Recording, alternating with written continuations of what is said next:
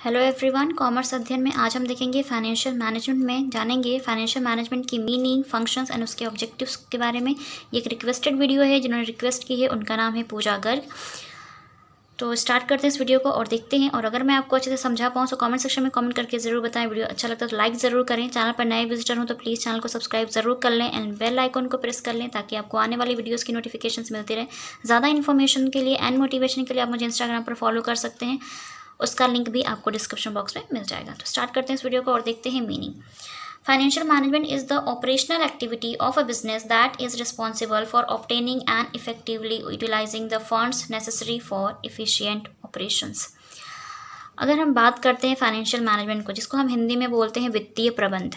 वित्तीय प्रबंध में जो भी गतिविधियाँ होती हैं ना, जो भी ऑपरेशनल एक्टिविटीज़ होती हैं, परिचालन गतिविधियाँ होती हैं किसी भी बिज़नेस में, तो एक रिस्पॉन्सिबिलिटी होती है कि जो भी फंड्स हैं, मीन्स जो भी वित्त है, जो भी पैसा है, जो भी फंड है, कैपिटल है बिज़नेस की, उसको अच्छे से इफ़ेक्टिव तरीके से, मीन्स प्रभावपूर्ण तरीके से उसको उपयोग में लाया जाए और जो भी बिज़नेस है उसको अच्छे से ऑपरेट किया जाए।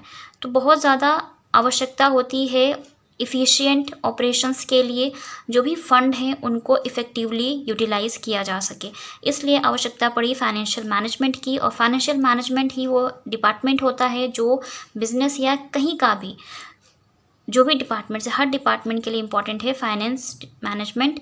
जो कि फाइनेंशियल डिपार्टमेंट्स होते हैं वो हैंडल करते हैं, जो भी फंड्स होते हैं, फिनांस होते हैं, उसको मैनेज करने का काम करते हैं कि कहाँ पर कितना अमाउंट उन्हें यूज़ करना है, ठीक है, और किस तरीके से बिज़नेस को अच्छे से रन करना है, ऑपरेट करना है। डेफिनेशन की बात करें यहाँ पर तो according two wheeler, financial management is the activity which is concern with the acquisition and administration of capital fund is meeting the financial needs and overall objectives of business enterprises. Wheeler के according वित्तीय प्रबंध जो होता है एक ऐसी क्रिया है जिसके माध्यम से जो प्रशासनिक क्रियाएं हो रही हैं या जो प्रशासनिक पूंजी आपके पास है, आपके पास जो कोष उपलब्ध हैं, जो फंड उपलब्ध हैं, उनसे संबंधित होता है और जो भी फाइनेंशियल नीड्स होती हैं उसको फुलफ़िल करता है ताकि जो भी बिज़नेस के ऑब्जेक्टिव्स हैं उसको आसानी से प्राप्त किया जा सके। तो जो भी कैपिटल फंड्स है उसको इस तरीके से इस्तेमाल किया जाता है कि उद्देश्यों को प्राप्त आसानी से किया जा सके। तो ये सारा काम होता है फाइनेंशियल मैनेजमेंट के माध्यम से किया जाता है, ठीक है। तो कौन करता है? जो भी फाइनेंशियल डिपार्टमेंट होता है वो ही फाइनेंशियल मैनेजमेंट के काम को आगे करते हैं, ओके।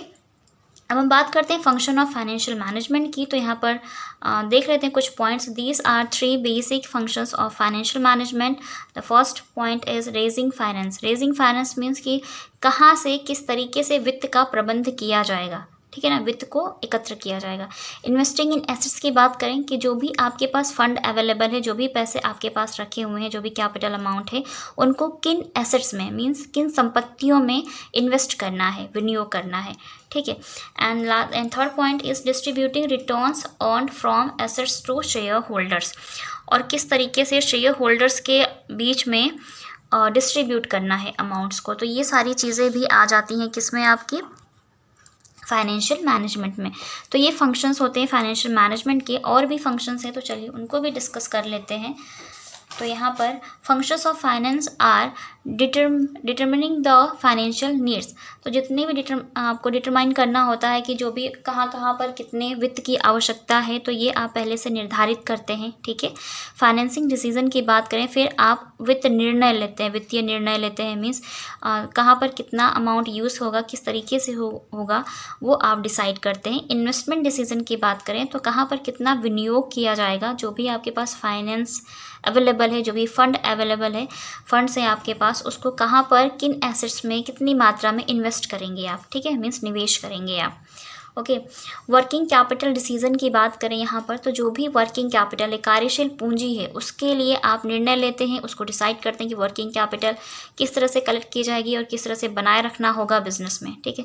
डिविडेंड पॉलिसी डिसीजन की बात करें तो जो भी शेयर होल्डर्स होते हैं जिनको डिविडेंड पे करना है, तो उनका जो निर्णय है डिविडेंड को किस तरह से निर्धारित करना है और किस तरीके से शेयर होल्डर्स को पे करना है, इन सभी बातों का क्या किया जाता है, निर्णय लिया जाता है किसके अंदर, फाइनेंशियल मैनेजमेंट के अंदर। तो ये फंक्शंस है फाइनेंशियल मैनेजमेंट के। नेक्स्ट पॉइंट की बात करें यहाँ पर फाइनेंशियल कंट्रोल की।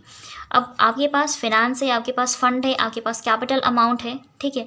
तो अब आप उसको कंट्रोल करना भी इम्पॉर्टेंट है, क्योंकि पैसा होना तो ठीक है कि पैसा तो होता है आपके पास, पर किन जगहों पर किस तरीके से उसका इस्तेमाल होना चाहिए, किस तरीके से उस पर कंट्रोल करेंगे, ये सारा काम जो है वो फाइनेंशियल मैनेजमेंट के माध्यम से किया जाता है।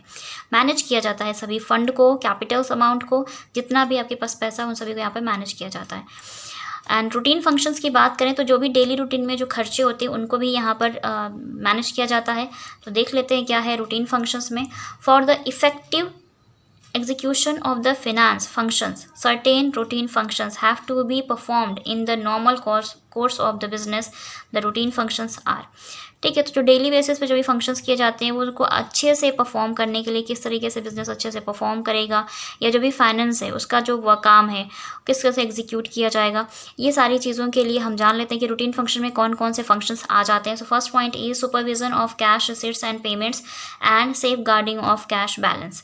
अब यहाँ पर अगर हम बात करें तो जो भी सुपरविजन होता है, जो भी रिसीट्स एंड पेमेंट है, पर्यवेक्षक मतलब उसकी जांच की जाती है। जो भी आपकी डेली के पेमेंट हो रहे हैं या डेली जो रिसीट हो रहा है, जो अमाउंट रिसीव कर रहे हैं आप, उसका आप क्या करते हैं, जांच पड़ताल करते हैं। प्लस जो भी कैश बैलेंस आपके पास अवेलेबल है उसको सेफ रखते हैं, मीन्स उसको सुरक्षा प्रदान करते हैं, ठीक है। Opening bank account and managing them. अब यहाँ पर बैंक अकाउंट्स ओपन करते हैं, जो भी आपके पास कैश का जो इनफ्लो या आउटफ्लो हो रहा है, मीन्स पेमेंट कर रहे हैं, कैश रिसीव कर रहे हैं, तो उसके लिए आप क्या करते हैं कि तो जो भी आपके पास जो चीज़ें होती हैं उनको मैनेज करने के लिए बैंक अकाउंट ओपन करते हैं, ताकि जो भी आपका कैश का इनफ्लो आउटफ्लो हो रहा है उसके माध्यम से आप ट्रांजैक्शन कर सकें, ठीक है। पॉइंट सी की बात करें तो safeguarding of securities, insurance policies and other valuable documents. अब आप क्या करते हैं, आप उन चीज़ों को सुरक्षा प्रदान करते हैं, जैसे कि जो सिक्योरिटीज़ की यहाँ पर अगर हम बात करें तो जैसे शेयर्स हो गए, बॉन्ड्स हो गए, डिबेंचर्स हो गए, एंड जो भी आपकी इंश्योरेंस पॉलिसीज़ होती हैं या जो भी डॉक्यूमेंट्स है ना आपके फिनांस से रिलेटेड, आप उनको क्या करते हैं, सुरक्षा प्रदान करते हैं। तो ये सभी जो वर्क किया जाता है, जो फंक्शंस हैं, ये किसके अंदर आ जाते हैं, फाइनेंशियल मैनेजमेंट के अंदर आते हैं और ये किए जाते हैं। तो ये रूटीन फंक्शंस थे जिन्हें डेली बेसिस पे आपको ये काम करना ही होता है, फाइनेंशियल मैनेजमेंट जो डिपार्टमेंट है वो करता ही है। एंड पॉइंट डी की बात करें तो maintaining records and preparation of reports. जो भी कैश का इनफ्लो आउटफ्लो हुआ है, जो भी फिनांस या फंड्स जो भी आप कहीं भी इन्वेस्ट कर रहे हैं, पे कर रहे हैं या फिर रिसीव हो रहा अमाउंट आपको, तो उसके लिए आप क्या करते हैं, पूरा एक रिकॉर्ड मेंटेन करते हैं और उसके आधार पर क्या बनाते हैं, रिपोर्ट तैयार करते हैं, ठीक है, कि कहाँ से कितना पैसा रिसीव हुआ है, किसको पे किया गया है, कहाँ पे कितना पैसा इन्वेस्ट किया गया है, इन सारी चीज़ों का हिसाब किताब वहाँ पर रखा जाता है। Establishing a proper system of internal audit. Internal audit की बात करें तो ऑडिट मीन्स क्या होता है कि खातों की जांच पड़ताल करना होता है, खातों का पर्यवेक्षक करना होता है।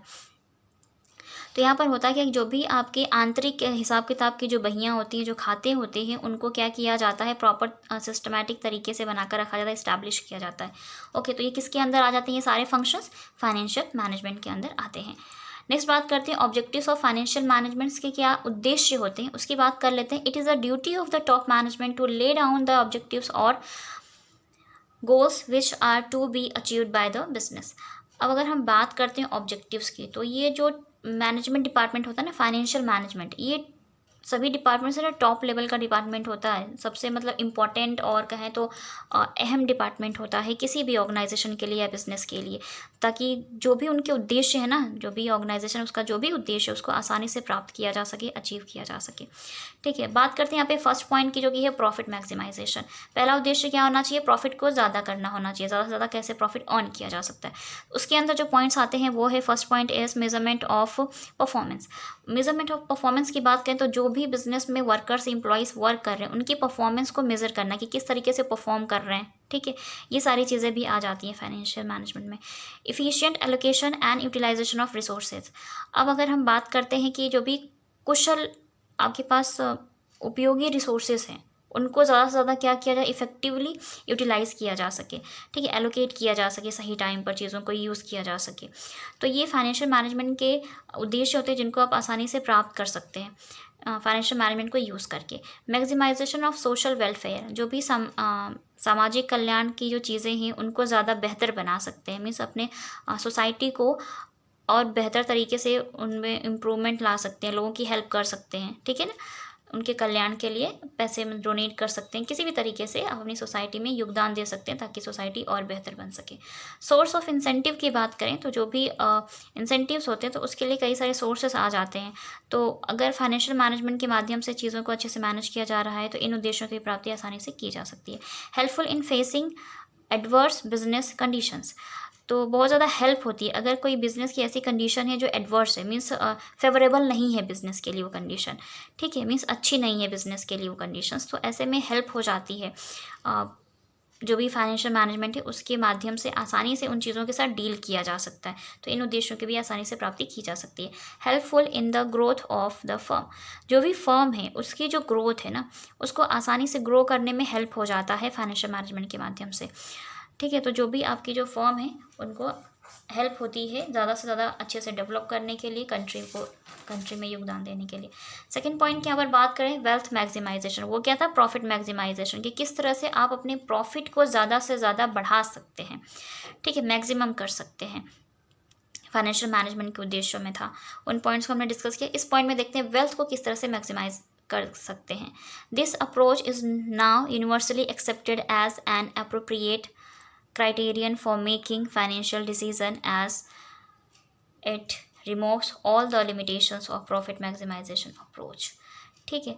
तो इस अप्रोच को, जो कि कौन सा है, वेल्थ मैक्सिमाइजेशन, इसको ना यूनिवर्सली मतलब सभी के द्वारा एक्सेप्ट किया गया है। क्यों किया गया है? क्योंकि कुछ लिमिटेशंस होती हैं प्रॉफिट मैक्सिमाइजेशन का, जो भी अप्रोच है ना, जो भी आपने अभी उधर पढ़ा, प्रॉफिट मैक्सिमाइजेशन में कुछ लिमिट्स लग जाती हैं, उसको दूर किया जा सकता है वेल्थ मैक्सिमाइजेशन अप्रोच को यूज़ करके, एक्सेप्ट करके। जो भी फाइनेंशियल डिसीजन है उसको आसानी से लिया जा सकता है, या जो भी लिमिटेशंस होती हैं उनको आसानी से रिमूव किया जा सकता है। चलिए देखते हैं। And it is also known as net present value maximisation approach. इसका जो सेकेंड नेम है ना वो है NPV। NPV का फुल फॉर्म होता है net present value. Net present value means जो करंट नेट प्रेजेंट वैल्यू चल रही होती है उसको हम मानते हैं, और इसी अप्रोच का नाम है, सेकेंड नेम है net present value. The difference between the present value of future cash inflows generated by an assets and its cost is known as net present value। तो net present value की अगर हम बात करें तो क्या difference होता है, net present value क्या, किस तरह से डिफरेंस, क्या चीज़ होती है? तो जो भी present value है ना, आपका फ्यूचर कैश फ्लो जो भी होगा, ठीक है, फ्यूचर में जो भी कैश फ्लो होगा, कोई कैश जनरेट होगी, कैश का इनफ्लो होगा, मीन जो भी कैश आपके पास फ्यूचर में आएगी वो, प्लस जो आपके पास जो एसेट्स है उसकी जो वैल्यू है, कॉस्ट वैल्यू, एसेट्स की जो भी कॉस्ट वैल्यू है, जो भी फ्यूचर में कैश इनफ्लो होने वाला, उनके बीच का जो डिफरेंस है ना वो क्या कहलाएगा, आपका नेट प्रेजेंट वैल्यू, ठीक है। मीन्स करंट टाइम की जो भी आपके पास जो करंट में एसेट्स हैं उनकी जो भी कॉस्ट है उसको लेते हैं, और फ्यूचर में आने वाले कैश को लेते हैं, उनको आपस में माइनस करते हैं, तो हमें नेट प्रेजेंट वैल्यू पता चल जाती है। मीन्स करंट टाइम की उन एसेट्स की क्या वैल्यू है, या हमारे पास कैश की क्या वैल्यू है, ठीक है। Profit maximisation versus wealth maximisation, तो चलिए देख लीजिए कि प्रॉफिट और वेल्थ मैक्सिमाइजेशन में मतलब क्या डिफरेंसेस है, तो वो देख लेते हैं। The wealth maximisation approach is superior to the profit maximisation approach. तो वेल्थ मैक्सिमाइजेशन जो है उसे सुपीरियर माना जाता है comparison to profit maximisation. Profit maximisation में कुछ लिमिट्स होती हैं, लेकिन वेल्थ मैक्सिमाइजेशन में कोई ज़्यादा लिमिट्स नहीं होती हैं, वो आप उसको अच्छे से और इंक्रीज़ कर सकते हैं, और जो भी आपकी लिमिट्स हैं उनको क्या कर सकते हैं, ईजिली रिमूव कर सकते हैं। It has the following advantages in its favour. अगर हम बात करते हैं वेल्थ मैक्सिमाइजेशन की तो इसके बहुत सारे एडवांटेजेस होते हैं, वो देख लेते हैं। It uses cash flow instead of accounting profits. ये ज़्यादा से ज़्यादा किस पे फोकस करते हैं, कैश फ्लो पे फोकस करते हैं, कि ज़्यादा से ज़्यादा कहाँ से कैश आ सकती है, ना कि अकाउंटिंग प्रॉफिट्स पे मतलब फोकस करते हैं। तो क्या ज़्यादा से ज़्यादा कैश आनी चाहिए, ये इनका ध्यान होता है, किसका, वेल्थ मैक्सिमाइजेशन का। It gives due importance to the time value of money. ये ज़्यादा से ज़्यादा किसको इंपॉर्टेंस देते हैं, टाइम को इंपॉर्टेंस देते हैं, कि टाइम की वैल्यू होनी चाहिए। अगर आप टाइम की वैल्यू करोगे तो टाइम अपने आप में आपको पैसे ला कर दे देता है। तो इसीलिए कहा जाता है, चाहे आप स्टूडेंट लाइफ में हो, चाहे आप कुछ भी कर रहे हो अपनी लाइफ में, तो अपने टाइम को इम्पोर्टेंस दें, क्योंकि टाइम जो होता है वो रुकता नहीं है, किसी के लिए चलता रहता है। तो किसी भी तरीके से उसको वेस्ट ना करें, उसको ज़्यादा से ज़्यादा इंपॉर्टेंस दें अपनी लाइफ में, ठीक है। It gives the importance to payment of regular dividends. अब जो भी डेली बेसिस पे पेमेंट हो रहे हैं, लाइक डिविडेंड पे कर रहे हो आप, तो उनको इंपॉर्टेंस देता है कौन सा, वेल्थ मैक्सिमाइजेशन। अपने करंट टाइम के जो भी पेमेंट्स होते हैं, जो भी रिसिट्स होती है, उसको इंपॉर्टेंस देता है। अपने करंट मीन्स अपने प्रेजेंट टाइम को इंपॉर्टेंस देता है, जो भी प्रेजेंट टाइम में चीज़ें करता है। ठीक है, तो किस तरीके से यहाँ पर डिविडेंड वगैरह पे किया जाएगा, तो उस पर ध्यान दिया जाता है। It gives due importance to risk factor and analysis risk and uncertainty. Wealth maximisation जो है, ज़्यादा से ज़्यादा जो रिस्क होता है उसको इंपॉर्टेंस देता है कि अगर कल को रिस्क फैक्टर ज़्यादा होगा तो उसको एनालाइज करता है, देन जो भी अनसर्टेनिटी होती है उसके लिए प्रोविजंस बना के रखता है या उसके लिए प्रिपेयर रहता है। तो ये कुछ एक पॉइंट्स थे किससे रिलेटेड, वेल्थ मैक्सिमाइजेशन से रिलेटेड, और डिफरेंस भी बता दिया मैंने दोनों में कि क्यों कितना ज़्यादा क्या इंपॉर्टेंट है। मुझे यकीन है आपको ये सारे पॉइंट अच्छे से क्लियर हो गए होंगे, और अगर मैं आपको अच्छे से समझा पाई हूँ तो कमेंट सेक्शन में कमेंट करके ज़रूर बताएं। वीडियो अच्छा लगा हो तो लाइक ज़रूर करें, चैनल पर नए विजिटर हो तो प्लीज़ चैनल को सब्सक्राइब ज़रूर कर लें, क्योंकि मुझे आप सभी के सपोर्ट की और अप्रिसिएशन की ज़रूरत है। नया चैनल है हमारा, तो ऐसे ही बने रहिए मेरे साथ, वीडियो देखते रहिए, और कमेंट सेक्शन में कमेंट करके ये भी बताइए कि मैं किन टॉपिक्स पर आपके लिए वीडियोस लेकर के आऊँ। तब तक मिलते हैं नेक्स्ट वीडियो में, तब तक के लिए bye bye, take care and thank you so much for watching this video.